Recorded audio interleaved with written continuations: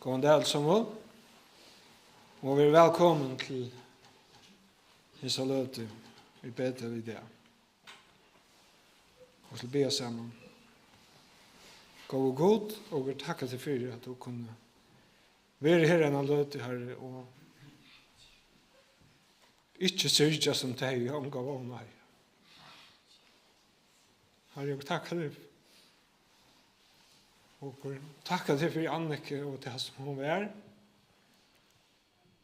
For så mange. Og Herre, jeg takker deg for at hun åtte vissene og frelsene ut her.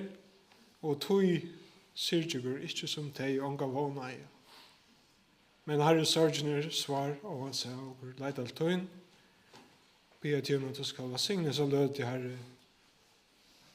Du skal være ærter, og minne om Annike skal være ærsteisen til bygrum, og takka til for frelsen av Jesus Kristi og vågnene. Amen. Jan kommer til å man har løt det, til å takke sunnkje atter, men jeg skal lykke si noen år om Annike.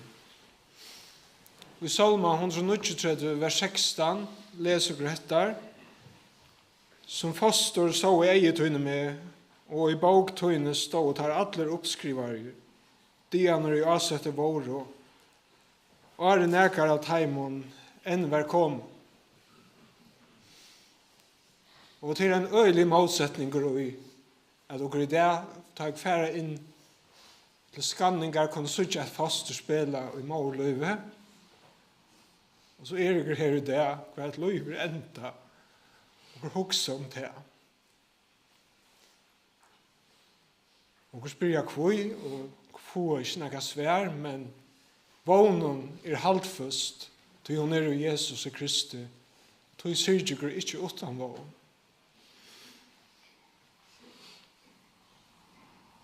Og oppvaksen her i Vaje, og hødde en gåan og trykkan badendom.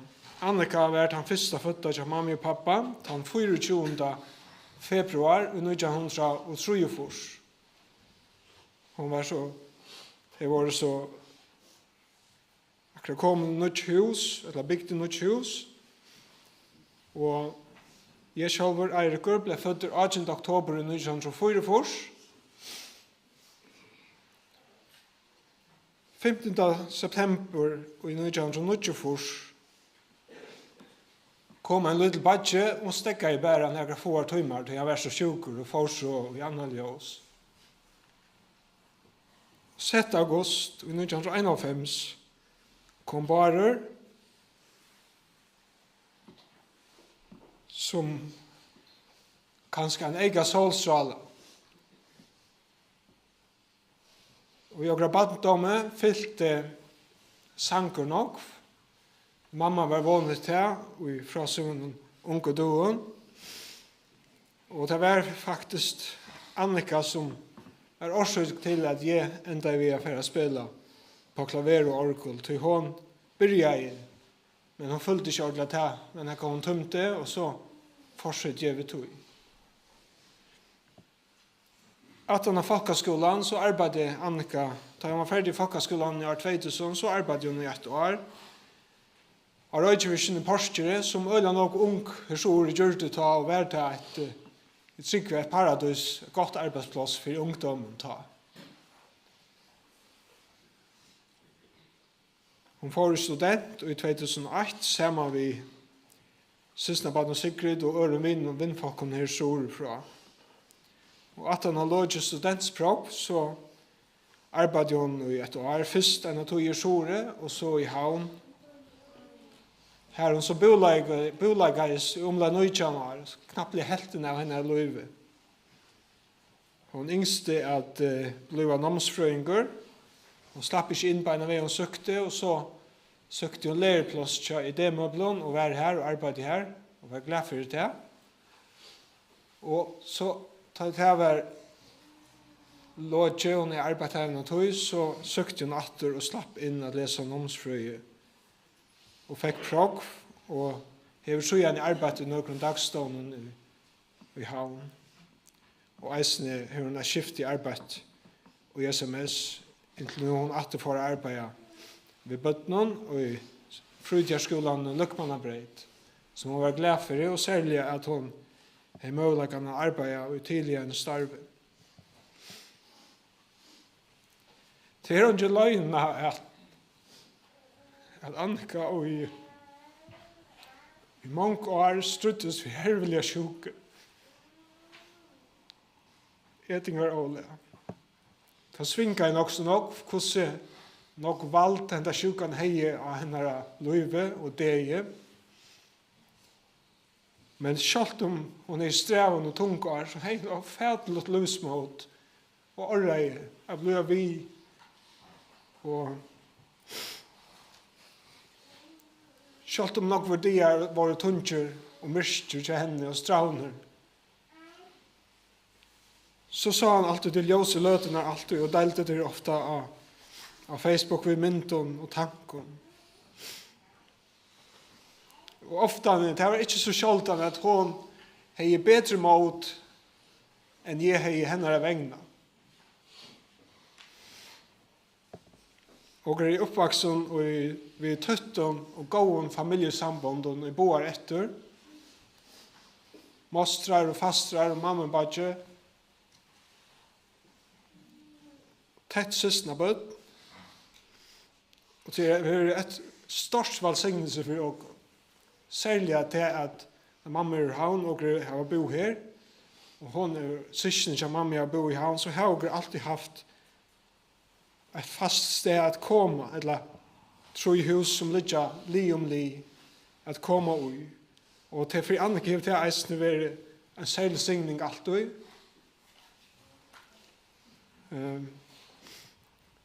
Det er veldig farlig at ta nekka fram om, men jeg får gjøre det det, ikke for at sette nekka annan nyer, men det er, husker at det er kanskje en person som har vært kletter og i løven til Annike, og et heimer er særlig, og til heimer til Rose og John. Rose var resten vi henne, den sørste dagen, var her. Bøttene som Annika var fastret, Andrea, som er 24 år, og Boas, som er gått 2, og Sole, som er 8 år, var resten ljøspunkt i henne løyve, og at han løtene i Beneser Tolstein, så kom han og nevnte til at Annika har jo vurst i omkring i mindre av bøttene, hvordan de mentes, og hun elsker det. Hun var så omvoksen alltid, jeg kjøpte dem noe, så jeg sovest, og det var så svarsteisen i ta i foresteater, eller ta i også foresteater, og hun bor her, og er nere, og her var, jeg vet ikke om man sier uibåret, at det er ganske trobult å si farvel. Det har alltid vært, jeg som tar graferes i havn og så videre, og så er det eika svars til Annike. Og i Sanje nummer 593, sangbåtsen til åken, her sier Iskjærene, særlig at døyrer hinn veitje, sjukje og lojante tann som i frestingen struer, og tann som sorgene ber. Og jeg trykker at Annika og ånder i reglelige har tungar, myrskar, løter, har et særlig plass ved Jesus av hjertet. Ola Raval Sali, han synger i en sanje at det er imest som løyvorst Elia. Det må gå sanna. Annika var alltid arbeidsom, og hun var ikke bensjen at jeg kan hånd til å gjøre. Det var så tydligt och kom så i jar. Annika var alltid så offer och det är att han och körde uppvarsmaskinen och var inte här.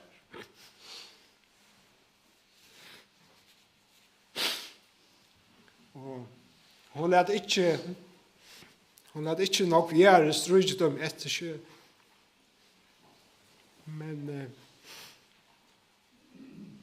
Men tar skärar som samlas på här i det.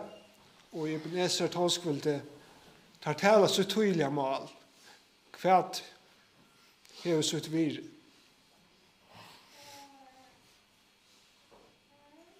Annika kom til ångunaren til trykva Jesus, og var det flere som ble døpt her samstundes i Betel. Nå var vi i sundagsskolen her, ungdomsmøtene, og ta i Soria-kåret så dagsens ljøs i 2002 halvdig det var. Ta var vi, og så får vi noen år settene, og 2005 får vi på Ebenezer-kåret, og var at det just byrja her, at den stod stek. Annika tror Jesus, så hon färren väl. Sjalt om hon har en strauna tvöjen, en kälja sjuka strujas vi, så kom dejen så otroligt brottliga. Och inte vart det. Men så kommer det ett män som ständer i Thessalonika 4:13 och syrja inte som teg unga vån eie. Trøste kun annan vi Jesu år. Det går vånen i Kristus, og hon den bästa trøsten og greia. Og alla de tjejliga løtnar som også kunne kanskje minnas da, i samband med Annika har haft avbjørngar, til svinna, og minnene til gode standas og ljøs livant.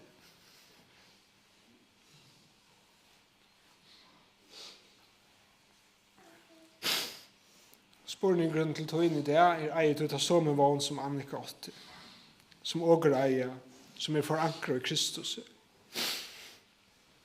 En vi mest av Facebook tar bare deilig oppslag om dette vi strøymingene, så vi mest av en at hun var en bojermynd. Og ångte kunne kanskje huske at det er på spott, men jeg husker at det er ikke så få som hun har pratet med henne av vennen. Vi får rett noen gang. Det var en av dem, man kan si, tingene som hun, vegen henne 20 fann fri, det var at spasere. Henne sørste tur Gingen. Henne sørste snapp sendt. Og oppslag Facebook kommer ikke mer. Hon färd med ett annan ljus. Så Bergamar, han iskjør folkgods, ta färd med det ljusare tøyen. Vare hitt eviga bojande mann. Ta til av sonnen skal grønkast i lojen, sangeren takna som ljoma. Sangeren ljoma som takna eikan. God velsigne jo kan ødel og løtene framvis og minne om okra kjære elsker jeg Annika. Og for nå at høyre Anne og Solve synger en sang og er nok synger den neste fellessangen.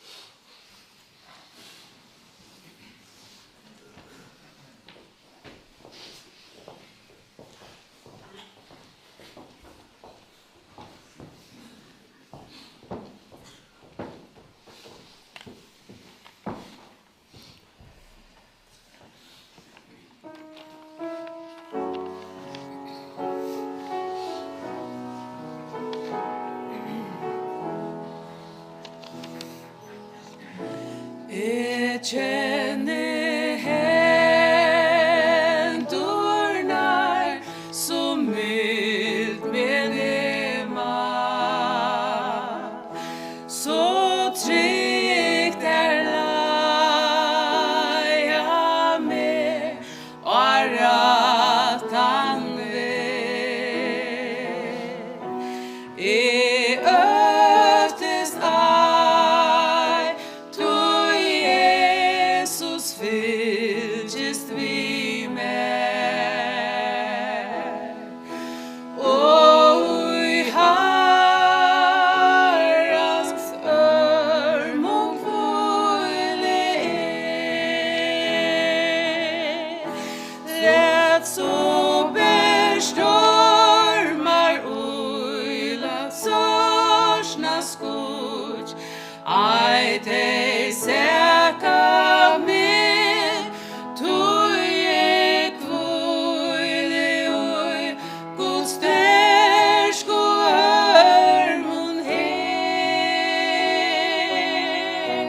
Han fylgjer med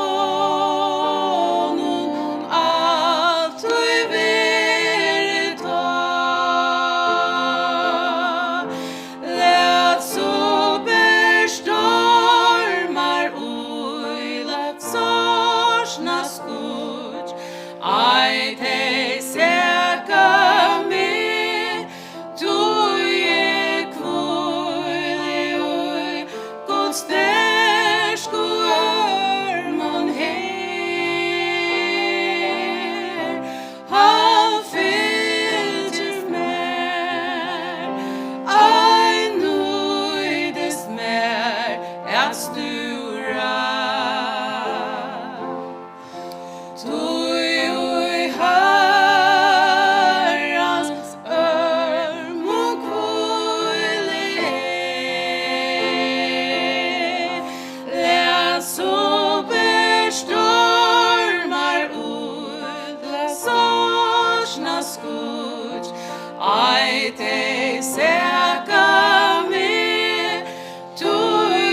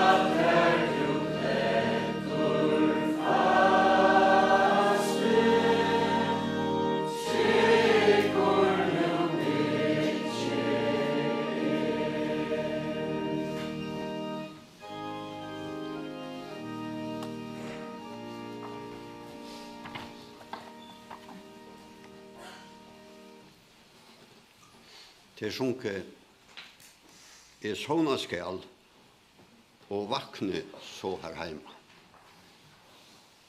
Og ta til det som hendte tørskvulde, som ønsken jeg råkna vi, helt ikke Annika. Hun sovna jeg og vakna jeg atter her heima. Vi skal lese ur Rombrevene kapittel 8, fra vers 18. Tøy råkne løyingarnar og tøyene som nå ønske at hava at tøya måte dørtene og vi skal være åpenbæra av okkom. Skapningeren tråar og stundar jo etter åpenbæring Guds badna.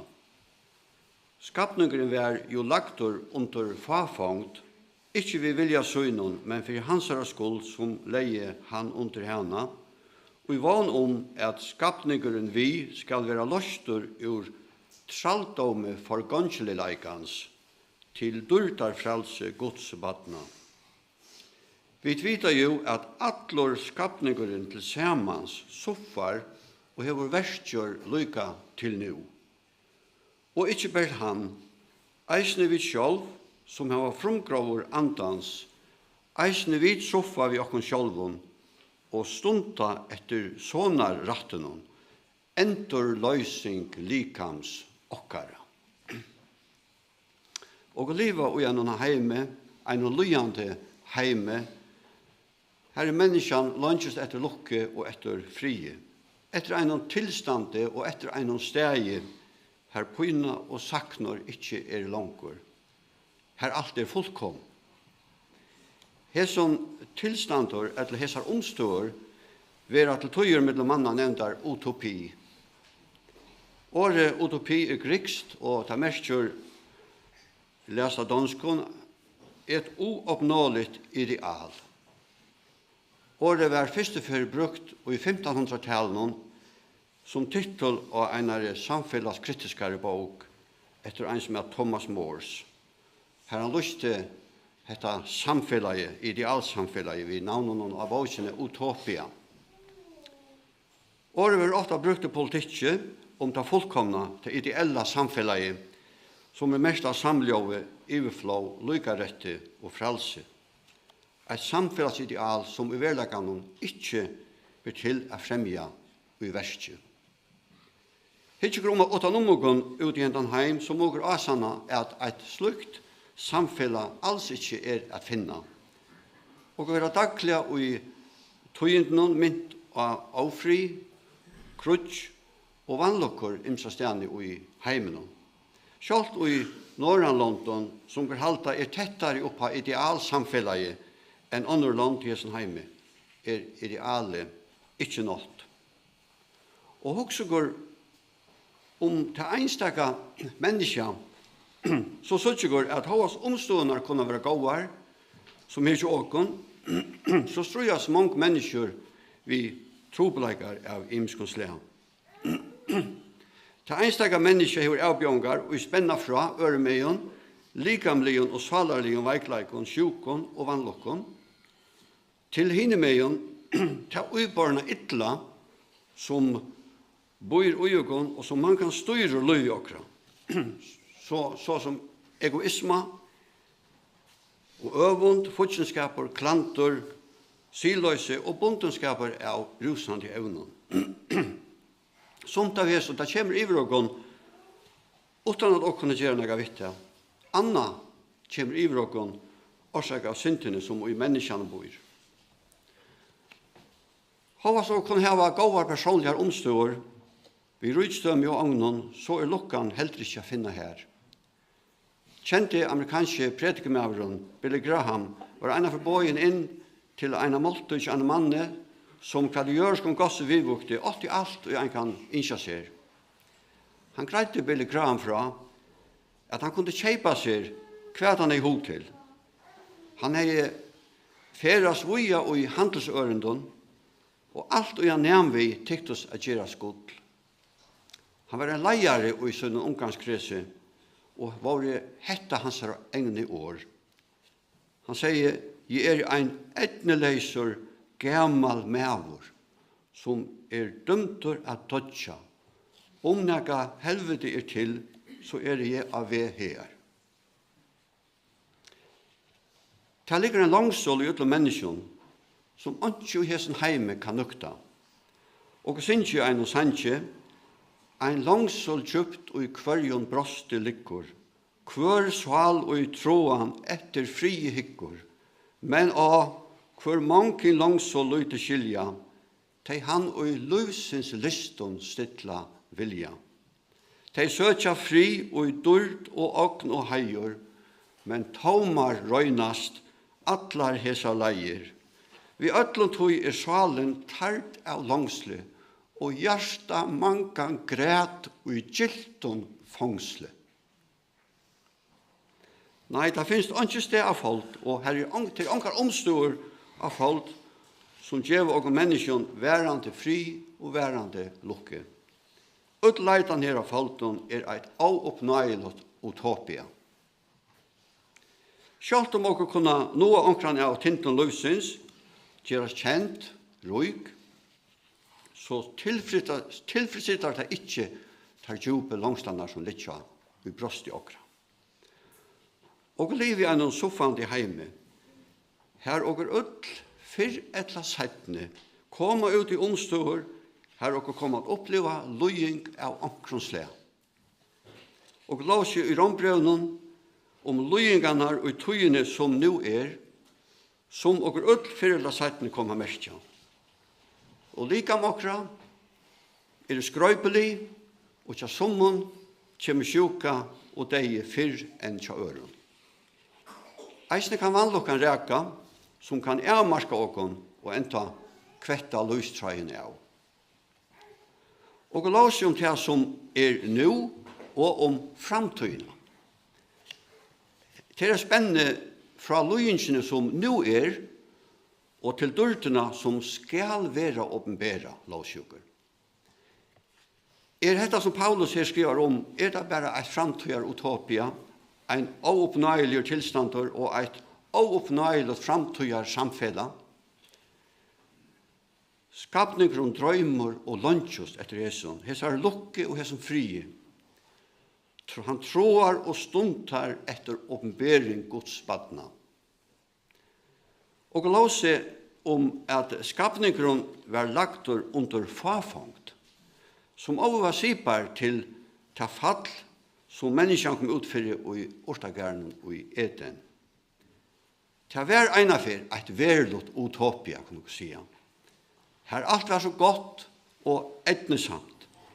Men så kom synden inn, og leie alt, tog lukkene og fri bostor, og løying og deie kom inn i stegen.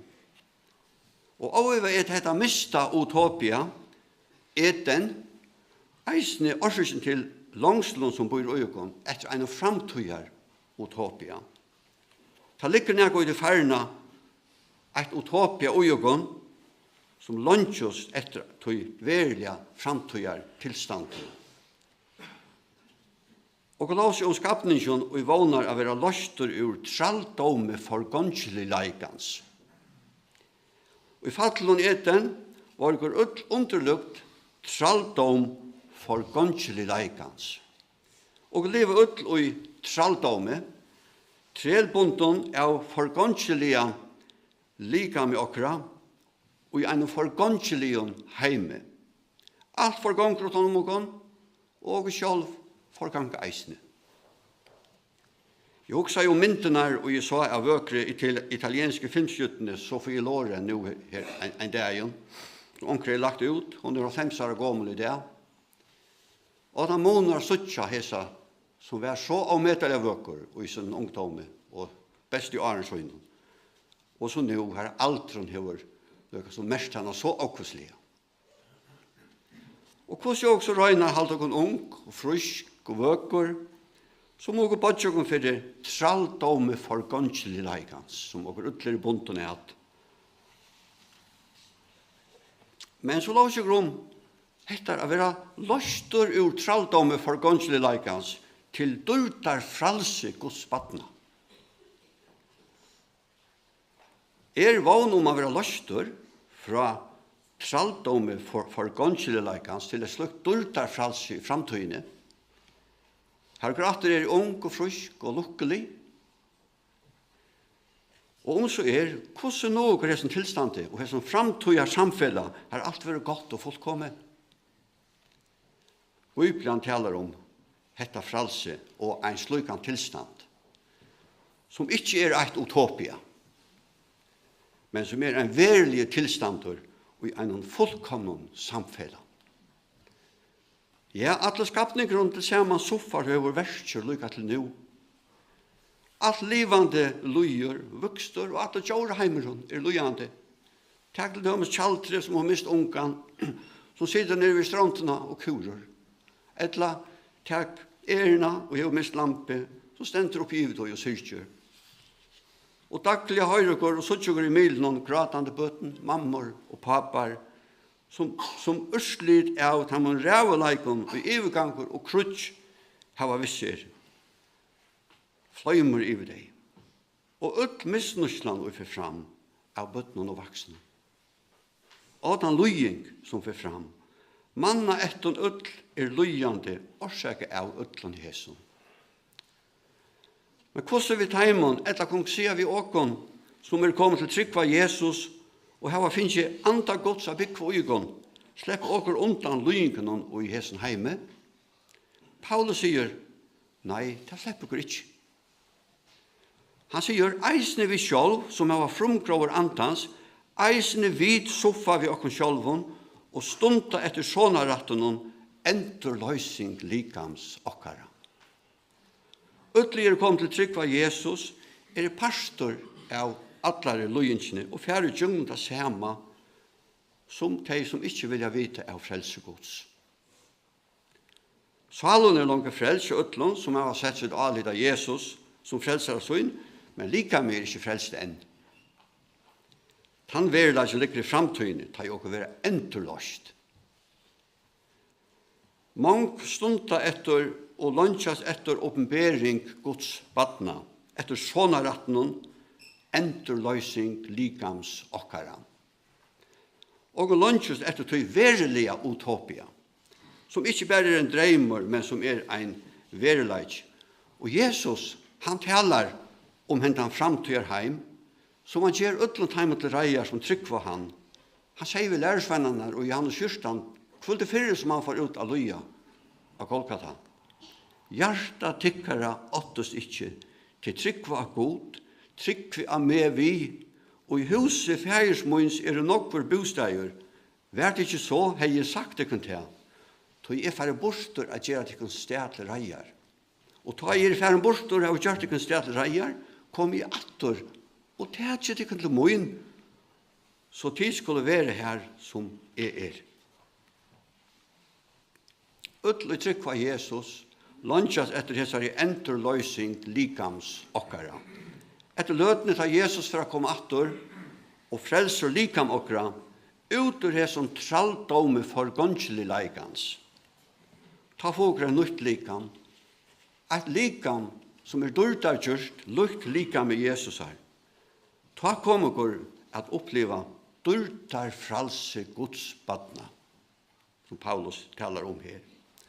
Og til å være som langt over mynt da, som Paulus eisen talar om i 4 Thessalonika kapitel 4, at han selv vår Jesus skal komme ned av himmelen, vi veltes råpe, vi rudd iver åndskyls, og vi lover Guds, og de som de i Kristus skulle først røse opp, så gjerne skulle vi i livet som etter være rikt bortur og i skudjon, saman vid heimon at møta herranon i luftene, trøste takk for en annan ved Jesu år. Ta og flyta, ta virke lost, og være frals fra utlån som tyngte okkon og bant okkon her, og være lost og flott inn i en underfotland sted, som en verilig styr, som kan lese om i åpenberingen 21, og jeg gledes hvorfor jeg leser disse versene i åpenberingen 21. Nå sa jeg noe kjent himmel og noe kjent gjør. Tog en fyrre himmelen og en fyrre gjør og var ferdig bort. Og her var ikke langt. Jeg sa en heilige sted, hit noe kjent Jerusalem kom ned av himmelen fra gode, tilgjørte som bror prutt for brukkom søgnen. Og jeg hørte rødt fra hasaten, og hun sier, hikk, bostaver Guds tja menneskene. Han skal byggva tjataimon. De skal være folk hansara, og Gud sjálfur skal være tjataimon, og være god tarra. Han skal turska hvert hår av egen tarra. Deion skal ikke være langkor, og hvert sorg, skrudj eller poina skal være langkor. Tog et fyrre færre. Han som i hasaten sier, hikk, jeg gjør alt nytt. Og han sier vi med skriva, tog hese år troverd og sann. Det en verilig styr for framman til ødlenteimen som tryggva av Jesus, som har vært ved Golgata. Årsøken til at menneskene kan være løst fra og det tralldom for gångsleikene som var utler bonten i at, lunsja i at, årsøken han at tog så elsker i god heimon, som vi leser at han for her, at han sendte sin son, at dødja for åkken, for at bjerg åkken ut ur hesson. Ja, for jeg løs åkken ur tralldom for gångsleikene, vi hadde ikke noe mye at Jesus var føtter som kunne minnast og feira av hesson døven. Nei, det skulle meira til enn det. Sånne gods måtte for å løse oss fra tralldom for gångsleikans til dørtar fra seg godspattene, så måtte han være neltur til Golgata kross og her dødja for åkken. Og for å kunne komme inn i enda stegen, så må jeg komme til Jesus til Golgata og tryggva han. Til det som Johannes 3,16 sier. For jeg kvørt han som tror han skal ikke fortapast, men heva av et liv. En helsa vil båren åkken og åpenberingsene. Hun fra Jesus Kristi, hinnom troverda vittne, hinnom frumborna hinnom deio, og herren vår kongen gjerarinnar, honom som elskar okkon og hever løst okkon fra synden okkara vi blåe synen. Annika struttust, og hun pointust og i veika lika med synen. Hun var en så okkur, men hun levde bunton og i tralldome for gångslig leikans. Og hun var ganske mer lujande enn mange okra, og langt hos henne å være løst ur lujinsene. Tuskvulde lykka i det herran, som hon i ungdommen hei sesset og alle av, å løse henne så brottlige, og en hatt som kvarsi hon eller henne kære hugsa i vi har teka henne inn og ut dørtarsfralse Guds badna. Ta en antar setta kvulde, vi har hon løst ur tralldome for gångsleikans, og sett inn og ut dørtarsfralse Guds badna. En av mest kjente talen i Hilnar i Nuttjar Tui talen fra mannarettenda strussmannen Martin Luther King, som han helt han 28. august 1933. Hon kjent for i årene I Have a Dream, og var hilton vi minnesmerker til Abraham Lincoln i Washington. Talen fra Martin Luther King var hilton akkurat 100 år omlai etter at Abraham Lincoln sendte ut en kunngjøring om at litt og i opprørsstaten skulle være setter i fralse fra 1. januar i 1833. Men allikevel så opplevde USA ikke at hentan kunngjøring var liv etter til fullnær. Og tog helt Martin Luther King så talene, så kjente talene, her har mitt annet sier, jeg har en drøm, at en dag for hentan tjoen at leve opp til kunngjøringsøyna om at ut mennesker skapt lykka.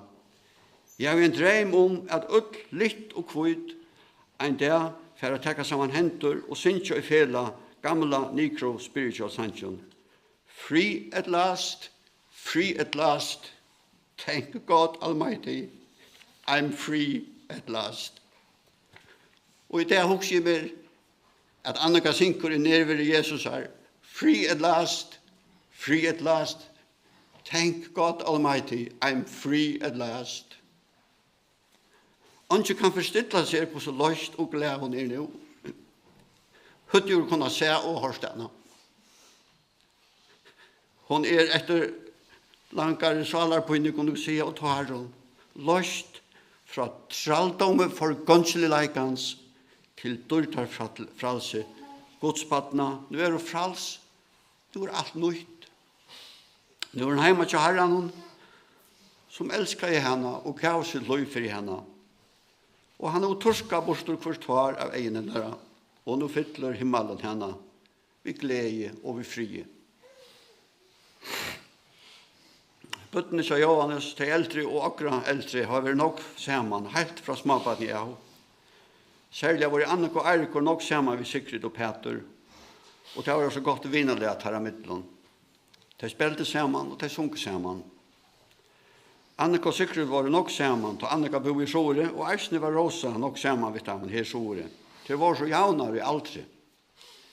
Da Annika flyttet til Havnar, kom Rosa og hon var nok sammen, som glunket av hårst, og hette stor tøytning for Annika.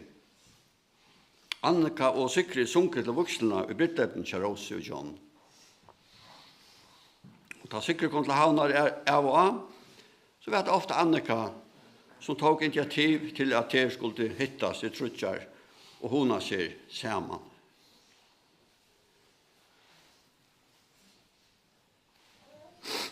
Eisne skipa i Annika nu fyrir i sommar at hon og Sigrid og Benta og Mette og Charlotta hittost etter at de i flere år ikke hadde vært sammen. Rosa, som var hårslånke, tog seg nok av Annike, ta henne til å være hjelp. Og jeg skal bære en helse fra Rosi og Sigrid. Jeg skal lese henne opp her. Og vi kommer å sakna til gode Annika. Vi var så gode vi til, og vil du engst at du ble frisk atter. Men det er så godt å vite at du har det godt nå, og synker frisk og gled ut i himmelska kåren, og at vi en dag kommer at suttjast atter. Så vil jeg fære en bærende helse til tikkun gå Gunnlei og Johannes, Eirik og Bar og tikkun i familie, og eisne til Ammana Osle, som er 95 år gammel og er i havn, og til Ammana og Abban her, Roald og Asjur Roald, som er i 91 og 94 år gammel. Jeg minnes ta i Lutla Miriam Andajus 4,3 år siden. Av grøvene var en folk for oss det, og det var noe som vi har vært livet her. Ta steg Rasmus Abban fram av grøvene og sier noe såleis. Jeg råkna vi at jeg får affære henne i Are Miriam, og at hun får og at jeg får å ta mot henne i den himmelske stenen. Men nå er det hun som kommer å ta imot mer. En omvendbadje min antar som 20 år gammel og 1892 til langt så igjen. Han er lært lærer i Havne og kom til personlig trykk av Jesus da han kom til møter til gamla slån. Han tok lærer prog og var et stort skifte avløsere i skolen og i Kyrkjebø.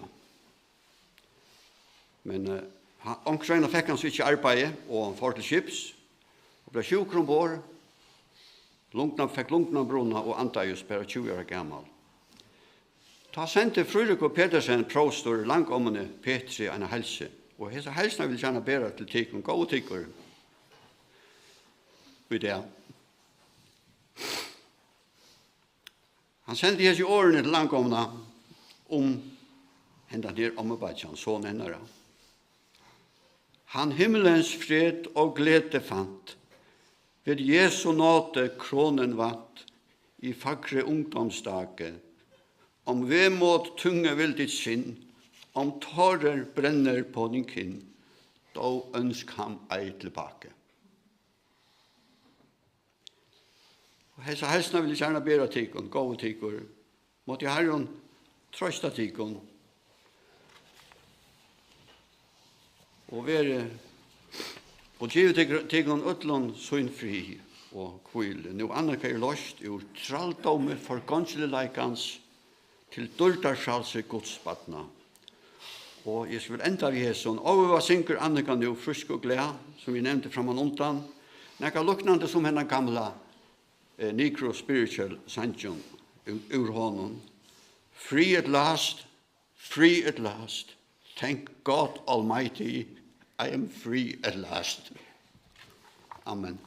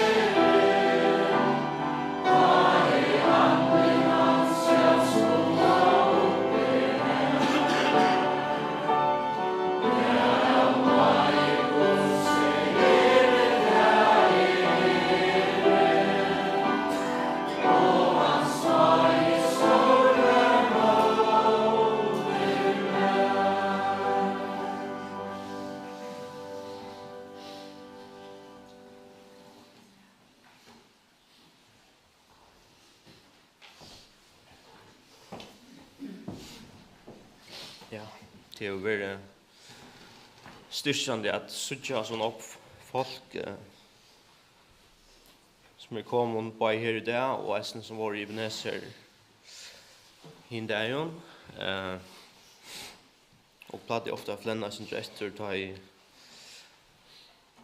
man tar sig om en person som man ganska just skulle vara så var Annika alltid YouTube till han och han i batch han och han eller Gustav är på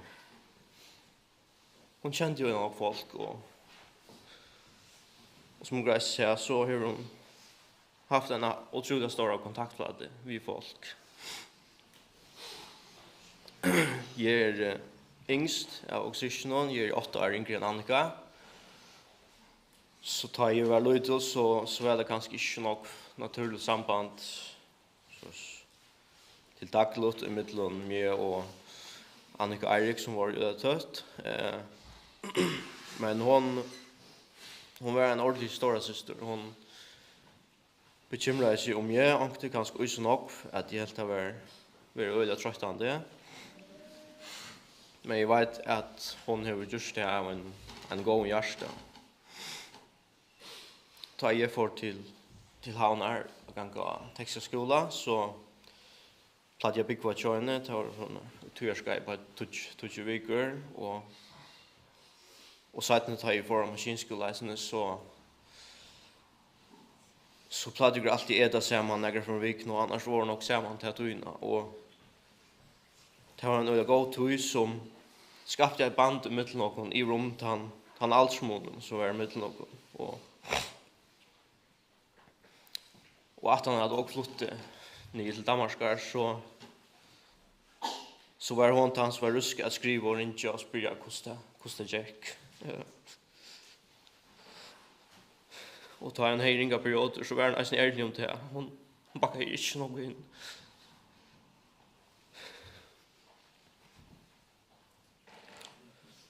Hon var öde också. Ta hon är vid Vichy Ogon. Med några på Danmark och jag tar jag i ferie i förrjun så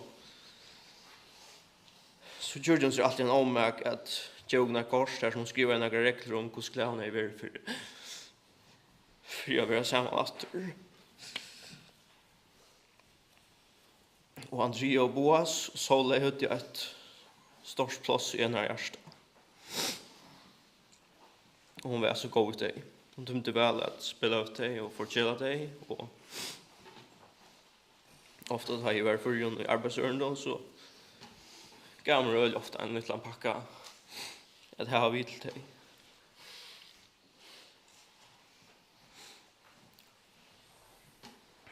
Lövet till Annika är ända här och vill säga allt för dölja.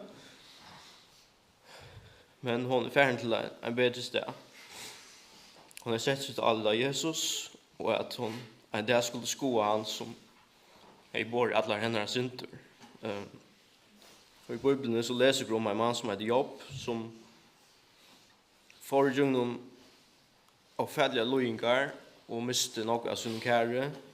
Han sa likan blev nybrottet. Men han kunde säga detta. Men det vet att lossnar min liver och som min syster skall han stå fram av dosten och ta i hända humun borstertard skall jag ut ur hålltemun och skoa god. Han som skal skoa mer til goa.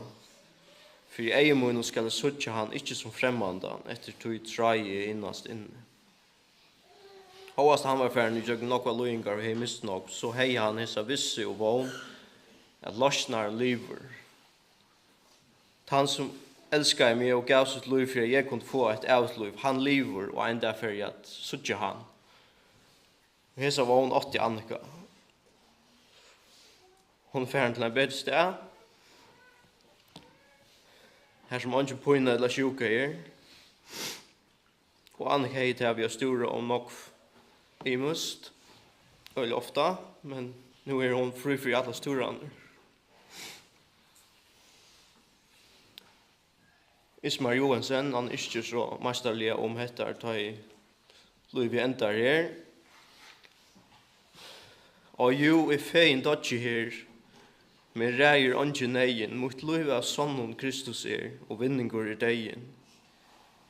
I dodgi her, men liv mot her livsins kjerald vera, her englamal, vi liv og sal, god stordarlov kun gjerra.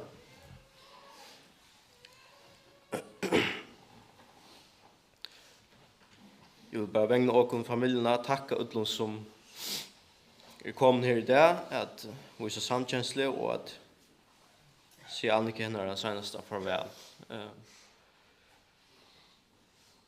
Och till time som har gjort till och på alla matar.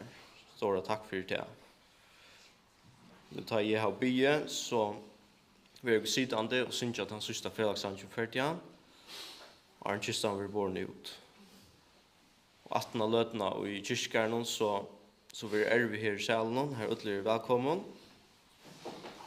De som inte hattar sig i kyrkan, de kunde bara vara här i Betel och boja medan det vill däcka upp.